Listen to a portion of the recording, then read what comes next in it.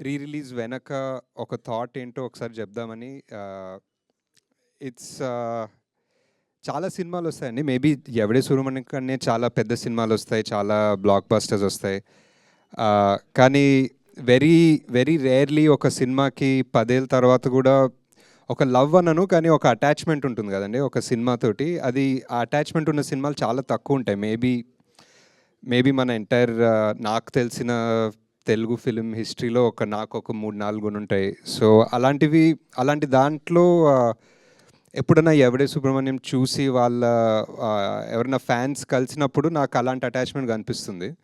And I think that's special. And మనకి ఒక 10 ఏళ్ల ముందు 'ఎవడే' రిలీజ్ అయినప్పుడు ఇట్ వాస్ కంపారిటివ్‌లీ ఒక చిన్న రిలీజే. అందరం కొత్తోళ్ళము.